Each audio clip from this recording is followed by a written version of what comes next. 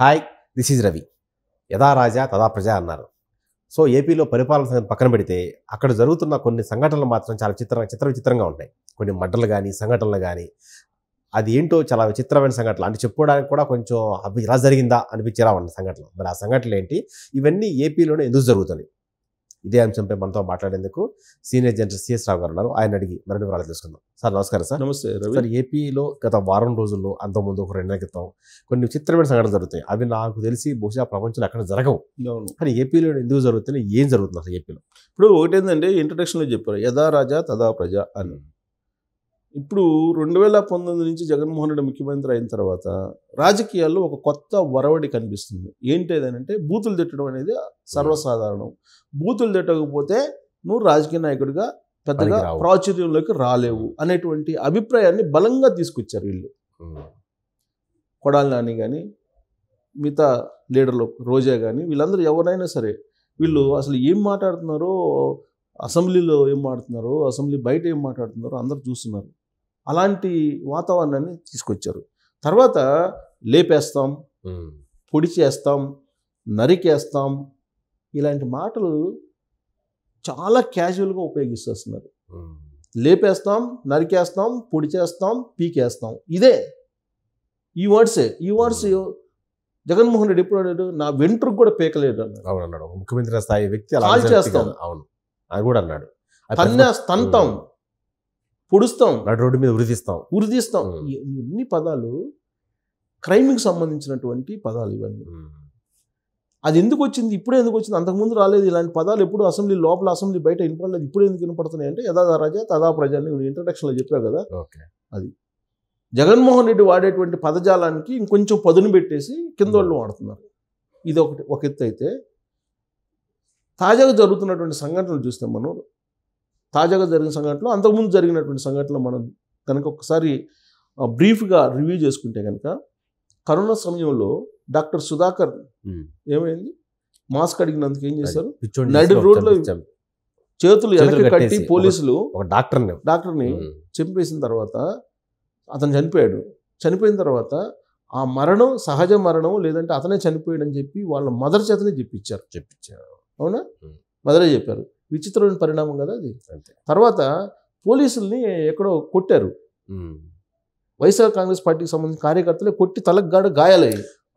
గోదావరి జిల్లా ఎక్కడో ఏదో ఊరేగింపు తర్వాత ఆపంటే డిఎస్పీ కొట్టారు. డిఎస్పీనే సర్కిల్ ఇన్స్పెక్టర్ సంథింగ్ కానిస్టేబుల్ కొడితే చచ్చిపోయాడు స్పాట్ లో. నాకు కరెక్ట్గా పోలీసు ఎస్పీ గాయాలైంది. గాయాలైతే వాళ్ళ చేత ప్రెస్ మీట్ పెట్టించి తట్టుకొని పడి నెట్టుకునేటప్పటికి మాకు దెబ్బ తగిలింది, ప్రమాదం చేత అని చెప్పి వాళ్ళ చేత పోలీసుల చేతనే చెప్పించారు. ఇది విచిత్రం కదా, విచిత్రమే కదా ఇది. తర్వాత అనంతబాబు ఎమ్మెల్సీ శవాన్ని డోర్ డెలివరీ చంపేసి డోర్ డెలివరీ చేశాడు కదా. ఇది విచిత్రం కదా. ఒక ఎమ్మెల్సీ జనరల్గా ఒక ప్రజాప్రతినిధుల మీద ఏదైనా ఆరోపణలు వస్తే నైతికంగా రాజీనామా చేస్తారు. చాలా సందర్భాల్లో మనం చూసాం.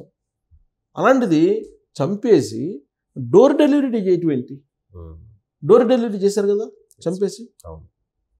ఆ తర్వాత అంటే గుర్తున్నటువంటి వాటిని నేను చెప్తున్నా.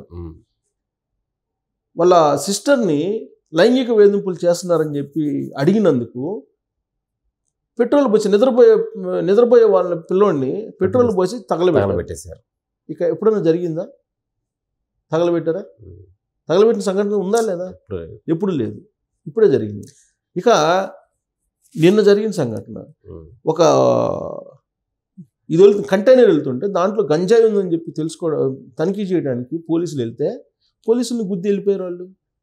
పోలీసుల మీద ఎక్కించి పోలీసుల మీద దాడి చేశారు. ఇదొక సంఘటన. ఇప్పుడు మనం తాజాగా తీసుకుంటే ఇంకా వెనక చాలా ఉన్నాయి, చాలా సంఘటనలు. ఇప్పుడు నువ్వు జై జగన్ అంటావా లేదని చెప్పేసి మాచర్లో పల్నాడు ఏరియాలో అతను మెడ మీద కత్తి పెట్టారు కదా. కత్తి పెట్టి ఒక ముసలి అతను నేను చెప్పనంటే అతన్ని పొడిచేశారు కదా, జరిగింది కదా. జై జగన్ అంటావా లేదని చెప్పి కత్తి పెట్టారు కదా మెడ మీద. అది జరిగిందా? ఇట్లా ఒకసారి జరిగింది.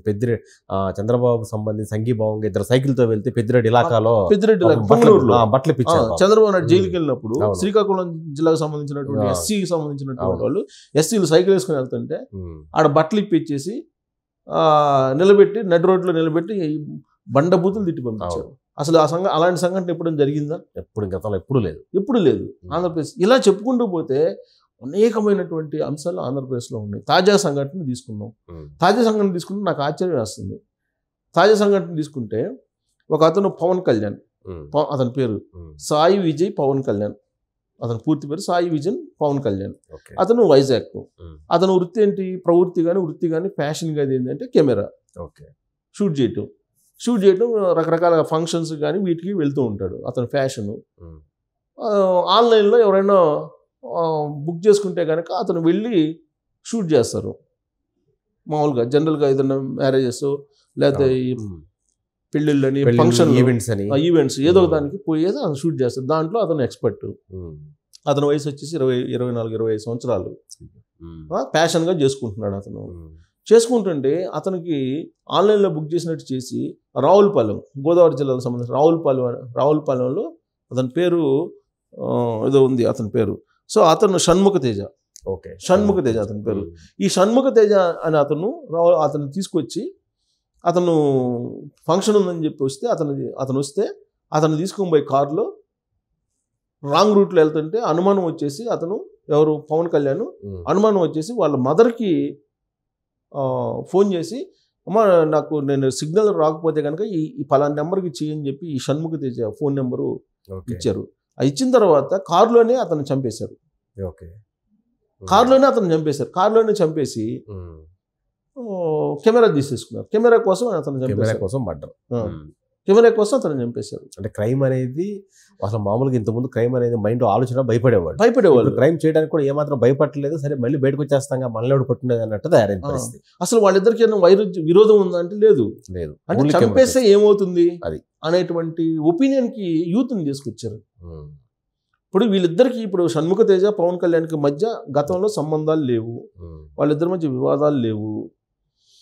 కానీ ఆన్లైన్లో అతను బుక్ చేసి అతను కెమెరా కోసం మనిషిని చంపేశాడంటే, ఇంతకుముందు మేము విన్నాం బిర్యానీ బీర్ బాటిల్ తెచ్చిస్తే కిరాయి మంటలు చేసేవాళ్ళని. బాగా రౌడీజం ఉన్న రోజుల్లో దాదాపు 90s లో. అదే ప్రకాశం జిల్లా, గుంటూరు జిల్లాలో క్రైమ్ అంతకుమించి ఇంకా ఏ జిల్లాలో కూడా ఉండేది కాదు. ఎస్పెషల్లీ ఉత్తరాంధ్ర జిల్లాలో అసలు ఈ మర్డర్లు, మానవంగాలు ఇట్లాంటివి అనేది చాలా అసలు ఉండే కాదు. కానీ ఇవాళ పరిస్థితి కిడ్నాప్ చేశారు కదా సొంత ఎంపీ, వైఎస్ఆర్ కాంగ్రెస్ పార్టీ ఎంపీని కిడ్నాప్ చేశారు కదా, వాళ్ళ ఫ్యామిలీని కిడ్నాప్ చేసిన సంఘటన అతనే మీడియా ముందుకు వచ్చి చెప్పాడు కదా. నేను ఇక్కడ ఇంకా వ్యాపారాలు చేయలేము, మేము హైదరాబాద్ వెళ్ళిపోతున్నాం అని చెప్పి సత్యనారాయణ చెప్పాడు కదా. అదే సత్యనారాయణ మళ్ళీ వైఎస్ఆర్ కాంగ్రెస్ పార్టీ తరఫు నుంచి విశాఖ ఈస్ట్ నుంచి పోటీ చేస్తా. ఇప్పుడు వాళ్ళ భార్యని కొడుకుని కిడ్నాప్ చేశారు కదా. ఏ ప్రభుత్వంలో ఇలా జరిగిందో? ఒక ఎంపీ భార్యని కొడుకుని కిడ్నాప్ చేసి కిడ్నాప్ చేయడం అనేది ఏ ప్రభుత్వం జరిగిందా? ఇలా చెప్పుకుంటూ పోతే కొన్ని నాకు ఇంకా గుర్తు రావట్లేదు, చాలా ఉన్నాయి. ఇప్పుడు జగన్మోహన్ రెడ్డి తాడేపల్లిలో ఉంటున్నాడు కదా, తాడేపల్లి పక్కనే రేప్ జరిగింది కదా, దళితుల యువతది పక్కనే రేప్ జరిగింది కదా. అంటే సరే, రేపులు అంటే ఏ ప్రభుత్వంలో అయినా జరుగుతుంటాయి, కొన్ని ఉంటాయి, వాటిని ఖండించాలి మనం. కానీ ఈ దారుణాలు ఏంటి? చంపేయటం అనేది అసలు మొన్న మాచర్లో జరిగిందండి. మంచినీళ్ళు అడిగినందుకు ట్రాక్టర్ పెట్టి 3 సార్లు అటు ఇటు తిప్పి చంపేశారు. ఇంతకన్నా దారుణం ఉందా? మాచర్లో మంచినీళ్ళు అడిగినందుకు వైఎస్ఆర్ కాంగ్రెస్ పార్టీ సంబంధించిన నేత 3 సార్లు ట్రాక్టర్ని అటు ఇటు తిప్పేసి ఆ మహిళని చంపేశాడు. ఎక్కడ అసలు ఏంటి అక్కడ ఆంధ్రప్రదేశ్లో ఈ సంఘటనలన్నీ చూస్తుంటే, ఇప్పుడు తాజా సంఘటన చూస్తే అసలు వాళ్ళిద్దరికి వైరుధ్యం లేదు. చంపేయడం అనేది ఈజీ, కెమెరా కోసం అతను చంపేశాడు అంతే. అంటే ప్రభుత్వంలో ఉండేటువంటి వాళ్ళు, వైఎస్ఆర్ కాంగ్రెస్ పార్టీలో ఉండేటువంటి వాళ్ళు ఏం చేస్తున్నారు కొంతమంది, అదే మామూలు పౌరులు కూడా చేయడానికి సిద్ధపడుతున్నారు. అందుకే యథా రాజా తదా ప్రజ, భయం లేదు అనేది. భయం ఎందుకు ఉంటుంది? ఇప్పుడు కోడికత్తి సీన్ ఉన్నాడండి. కోడికత్తి సీను అతను నా సంగతి చూడండి, నా బతిలో ఆడుకున్నాడు కదా, 5 సంవత్సరాలు జైల్లో ఉన్నాడు కదా. జగన్మోహన్ రెడ్డి ఎప్పుడైనా ఒకసారైనా కోర్టుకి వెళ్ళాడా? నువ్వు కోర్టుకి రా, నా కోర్టుకు వస్తే నాకు బెయిల్ వస్తుందంటే రాలేదు కదా. కోడికత్తి కేసు అక్కడి నుంచి స్టార్ట్ అయిందా? తర్వాత వివేకానంద రెడ్డి మర్డర్ కేసు, అది నడుస్తూనే ఉందా? ప్రతి వాళ్ళ చర్చ జరుగుతుందా? అంటే మర్డర్లు అనేది చాలా ఈజీ. తల్లి చెల్లిని బయటకు పంపించడం కూడా ఈజీ. ఇలాంటివన్నీ అక్కడి నుంచి నేర్చుకుంటారు. ఇప్పుడు మన ఫ్యామిలీ ఉందండి, ఫ్యామిలీలో తల్లిదండ్రుల నుంచే కదా పిల్లలకు వచ్చేది అవును. అలవాట్లు. అలానే రాజ్యాధికారంలో ఎవరుంటారో వాళ్ళని బట్టి కింద మొత్తం సమాజం కూడా ఉంటుంది, నడుస్తుంది. రాజ్యాధికారంలో ఉండేటువంటి వాళ్ళ అలవాట్లే వస్తాయి. ఒక స్కామ్ అంటే లెక్కలేదు, ఇసుక స్కామ్ అంటే లెక్కలేదు, లిక్కర్ స్కామ్ అంటే లెక్కలేదు, ప్రశ్నించే వాళ్ళని కేసులు పెడతారు. ఈ చంపేటువంటి ఇంత ఈజీ, అసలు ఏమీ లేకుండానే 41A నోటీసులు ఇచ్చేస్తారు, తీసుకెళ్తారు. అసలు ఎందుకండి మన ముఖ్యమంత్రి అయిన కొత్తల్లో ఆమె రంగనాయకం అని 60 సంవత్సరాల పైన 70 సంవత్సరాలు సుమారుగా జస్ట్ ఒక పోస్ట్ ని ఫార్వర్డ్ చేసినందుకు, పోస్ట్ కూడా ఆవిడది కాదు పాపం, ఆమెకు తెలుసో తెలీదు, ఆమె నచ్చిన పోస్ట్ ఫార్వర్డ్ చేసింది. ఫార్వర్డ్ చేసినందుకు ఆమెను తీసుకెళ్లి స్టేషన్లో పెట్టారు. వింత సంఘటనలు, వింత మర్డర్లు, వింత నేరాలు ఆంధ్రప్రదేశ్లో మాత్రమే చూస్తున్నాం మనం. గతంలో ఎప్పుడు ఎక్కడ లేదు, భారతదేశంలో కూడా ఇలాంటివి జరగవు. మంచినీళ్ళు అడిగినట్టు తొక్కియటం, లేదా కెమెరా కోసం మర్డర్లు చేయటం అంటే ఒక హాబీలాగా అయిపోయింది. మర్డర్లు చేయటం, నేరాలకు పాల్పడటం అనేది ఒక హాబీలాగా ఆంధ్రప్రదేశ్లో అయిపోయిందేమో అనేటువంటి బాధ కలుగుతుంది. మరి వాటన్నిటికీ పరిష్కారం ఎవరు చూపిస్తారో, మరి ఆ దేవుడు చూపించాలా లేకపోతే ఏంటి అనేది తెలియదు. అసలు కోర్టులు అంటే లెక్కలేదు, కోర్టు ధిక్కారం అంటే లెక్కలేదు, జడ్జిలు అంటే లెక్కలేదు. అసలు ఎటు వెళ్తుందో అసలు ఈ మర్డర్లను చూస్తుంటే, జరుగుతున్నటువంటి మర్డర్లను చూస్తుంటే ఆశ్చర్యం కలుగుతుంది, చాలా ఆశ్చర్యం కలుగుతుంది. సుధాకర్ దగ్గర నుంచి మొదలు పెడితే అనేకమైనటువంటి ఉన్నాయి కదా వింతలు, వింత మర్డర్లు ఇవన్నీ. సో వీటికి పరిష్కారం ఏంటో మరి ఆంధ్రప్రదేశ్ ప్రజలే తెలుసుకోవాలి. Okay sir.